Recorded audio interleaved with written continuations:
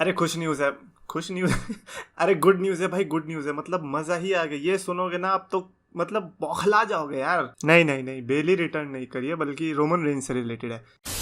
तो gas so much champions of the world, मैं हूं 3DX Chetan. What a great update. मतलब यार अभी 2 दिन पहले तो सैड सी न्यूज़ आ रही थी कि छी यार रोमन रेंज छोड़ देंगे WWE, but now it is being cleared कि भैया रोमन रेंज जो है सिर्फ हाउस शो से रिटायरमेंट ले रहे हैं। बेसिकली उनका जो नया शेड्यूल होने वाला है वो उनके सिर्फ स्मैकडाउन या रॉ के अपीयरेंसेज ही होने वाले हैं। हाउस शो से वो बेसिकली रिटायरमेंट टाइप ही लेने वाले हैं, यानी कि वो कम शेड्यूल वाला प्लान चूज़ किया उन्होंने।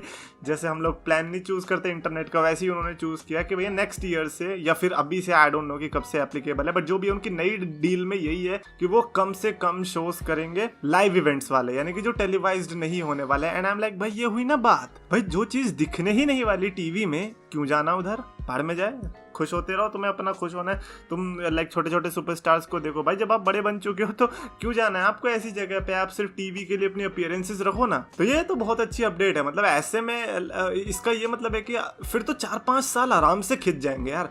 एंड इस प्रोसेस में क्या होगा ना, एटलीस्ट WWE को नाउ हिंट मिल चुका है कि यार Roman Reigns can leave any time, तो इसीलिए वो रोमन रेंज के साथ एक नया स्टार क्रिएट कर सकते हैं। वो स्टार कोई भी हो सकता है, उस पर तो डिबेट पर हम अभी नहीं जाने वाले।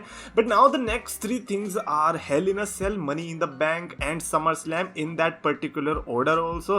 तो अगले महीने में हमको देखने को मिलने वाला है हेल इन अ सेल। तो हेल इन अ सेल के लिए ऑफ कोर्स भाई मेरे को पहले लगा था कि मनी इन द बैंक पहले, now that Hell in a Cell is before Money in the Bank, then it make sense कि अगर सेथ वर्सेस कोडी दोबारा से होता है तो। However I don't think so, because Instagram पर जो स्टोरी मैंने देखी थी कोडी रोड्स की, तो उन्होंने स्टोरी पे लिख रखा था व्हाट नेक्स्ट। एंड जनरली जब आप राइवलरी कंटिन्यू करना चाह रहे हो तो व्हाट नेक्स्ट नहीं लिखते ना, बिकॉज नेक्स्ट का मतलब बेसिकली आप नए फेज में जाना चाहते हो, नए नए सुपरस्टार के साथ जाना चाहते हो।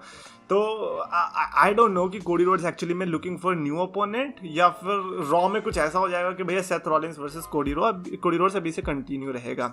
हो सकता है कि उनको ये भी डर लगे कि कहीं हमने दोबारा से सेथ वर्सेस कोडी कर दिया तो लोग बोर ना हो जाए, बट दे डोंट अंडरस्टैंड कि भाई सब लोग भरे बैठे हैं। They are waiting for Cody Rhodes versus Seth Rollins का Hell in a Cell. Seth Rollins can deliver Hell in a Cell match like no one else, and he has done it in the past. In fact last year ही किया था Crown Jewel के अंदर। तो फिर Seth Rollins versus Cody Rhodes तो definitely देखने को मिलना चाहिए। एंड नाउ रोमन रेंज की बात करते हैं। Of course like blood line versus RK Bro and Drew McIntyre का जो मैच था, उसके बाद से क्लियर डायरेक्शन अभी तक भी नहीं पता चल रही है कि क्या होगा हेल इन अ सेल के अंदर।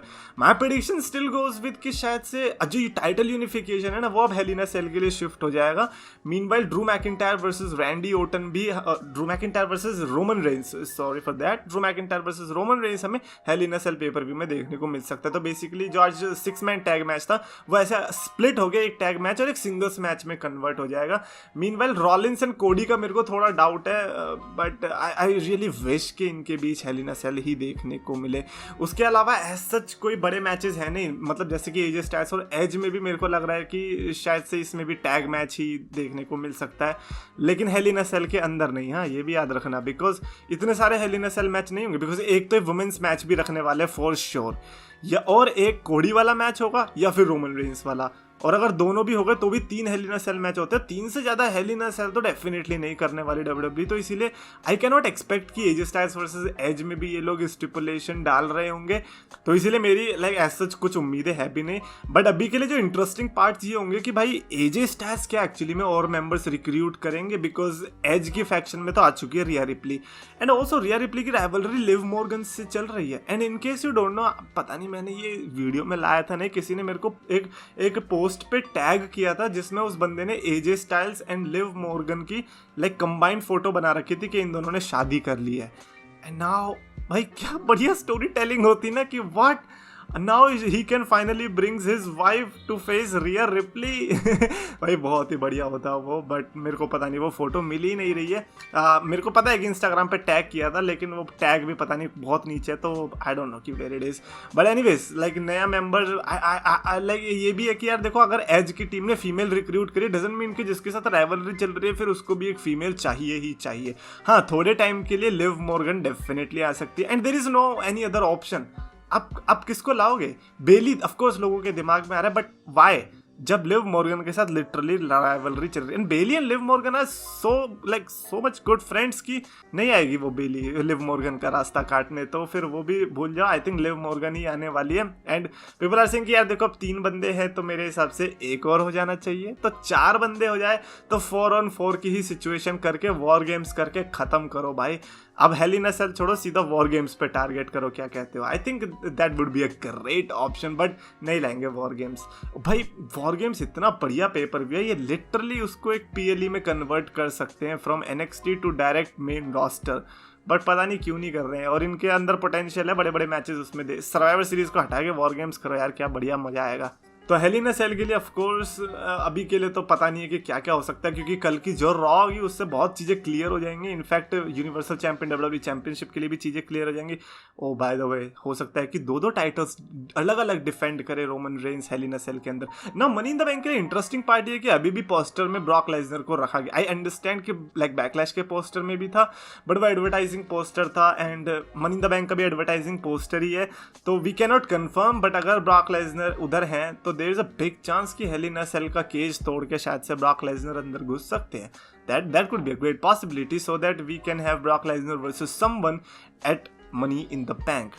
To be honest, Brock Lesnar versus Roman Reigns, I don't think so कि anybody wants that again. Even Brock Lesnar fans शायद से नहीं चाहते होंगे, रोमन रेंस के फैंस भी नहीं चाहते होंगे, बिकॉज एक टाइम के बाद आके आप बोर होने लग जाते हैं। रेसलमेनिया से बड़ा आपको हाई नोट नहीं मिलेगा फिनिश करने के लिए। आई थिंक उसको हम फिनिश कंसिडर करके एंड कर सकते हैं उधर ही। So like I don't know कि अगर ब्रॉक लेसनर फिर आएंगे भी, फिर किसके लिए आएंगे।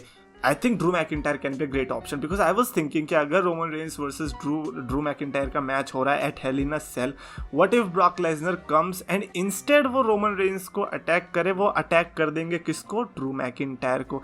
There is a reason behind it, because WrestleMania 36 में जो भी हुआ था, ड्रू मैकिंटायर ने जिस तरह से हराया था उसका बदला ब्रॉक लेसनर ने नहीं लिया है। रोमन रेंस के साथ तो चलो चलती रहती है दुश्मनी, आगे भी कंटिन्यू रहेगी, बट ड्रू मैकिंटायर का क्या, जिसने लिटरली आपको क्लीन फिनिश कर दिया था, उसके साथ भी आपको कुछ करना चाहिए। तो आई थिंक ये लिटिल बिट हील टर्न अगर लेसनर की तरफ से आ गया तो वो बहुत शॉकर हो जाएगा, like leading towards Money in the Bank और SummerSlam. I think that would be a great thing कि आप रोमन रेंस एंड लेसनर दोनों को यूज कर पा रहे हो एंड दोनों एज अ हील वर्क कर रहे हैं। That would B phenomenal. तो ये आई अंडरस्टैंड कि like Seth Rollins and Cody Rhodes क्या करेंगे मनी इन द बैंक में।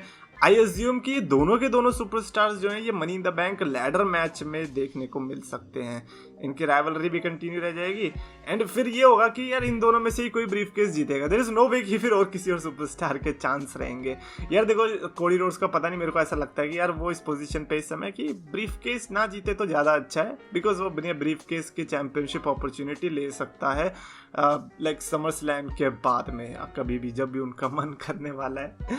हालांकि डिफिकल्ट होगा रोमन रेंस को हराना, बिकॉज अभी तो लाइव शोज कर रहा था बंदा, अब जैसे ही लाइव शोज करने बंद हो जाएंगे अपनी एनर्जी बचाएगा, फिर वो गंदे से ठोकने वाला है। फिर तो ब्रूनो सैन मार्टिनो के ऊपर ही पहुंचेगा डायरेक्ट अपना रिकॉर्ड बनाने के लिए। Anyways that is it for this video. Definitely comments में लिखकर बताना if you have anything to say regarding future Hell in a Cell, Money in the Bank और समर स्लैम और रोमन रेंस का current contract scenario. Are you happy with that कि अब वो leave नहीं कर रहे हैं? फाइनली हमें एक फालतू सी फास्ट एंड द फ्यूरियस की मूवी में देखने को नहीं मिलेंगे।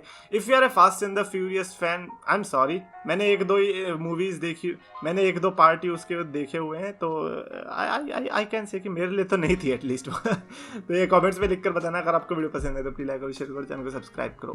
रेसलिंग फैंस को पास बुलाया, मीठे शब्दों से सबका दिल था चुराया, अपने नाम का सच टर्म था बनाया, 2 लाख का इसने परिवार था जुटाया। पर समय की मार है, ये मेहनत की हार है, ये खुद को बदलना तो मेरे शब्दों के विचार है। अफसोस है कि आज सबने इसको भुलाया, फ्राइडेज को इसने RKO था लगाया, फ्राइडेज को इसने RKO